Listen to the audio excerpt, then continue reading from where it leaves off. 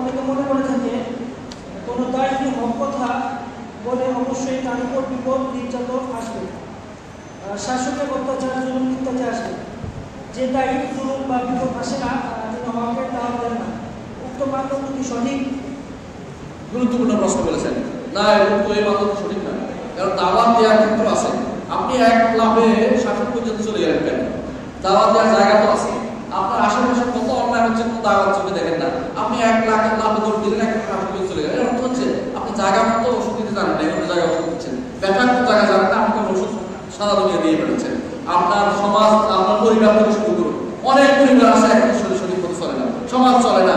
আপনার কোথাও কিছু চিন্তা নেই, যেখানে বসে সেখানে কোনো রাষ্ট্রীয় আছে যারা শুধু বলবেন, সুযোগ পেলে বলা পর্যন্ত শেষ, সেখানে আপনি বলবেন। যতক্ষণ তাও নিজেকে বলার মতো নিক্ষেপ করা যায়, যতটুকু আপনি হ্যাক করতে বলা দরকার একটু বলবেন। নিজেকে ইচ্ছাকৃত বিপদের মধ্যে ফেলা শুরু যায় মনে করে নাই। রাসূলুল্লাহ সাল্লাল্লাহু আলাইহি ওয়াসাল্লাম, রাসূলুল্লাহ সাল্লাল্লাহু আলাইহি ওয়াসাল্লাম কেউ তার নিজেকে নিজে বিপদ ডেকে আপনি এটা সব বলেন নাই, বিপদ ডাকা যায় না। যতটুকু বলা দরকার একমাত্র ততটুকু বলবেন।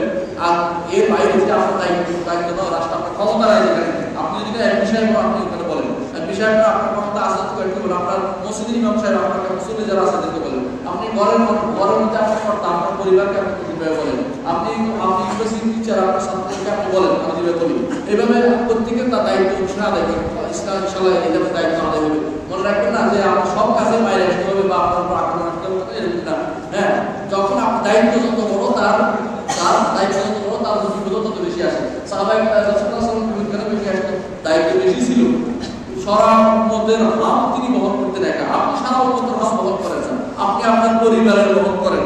রাসূলের জন্য বলছেন তার পরিবার থেকে শুরু করো, পরিবারকে দাওয়াত দেন, তারপরে সমাজ, তারপর যেটা আপনার ক্ষমতা আছে, ক্ষমতা নাই এটা আপনি মুখে শুধু বলাই যথেষ্ট যে এটা অন্যায় হচ্ছে, এই অন্যায় সহ্য করা হবে না, এটা খারাপ কথা, এটা ঠিক না, আমরা সঠিক পথে চলে যথেষ্ট। এর প্রতি মারামারি হানাহানি করতে হবে। যারা এটা করে এটা অন্যায় করছে, দাওয়াতের সঠিক পথটা শিখতে হবে।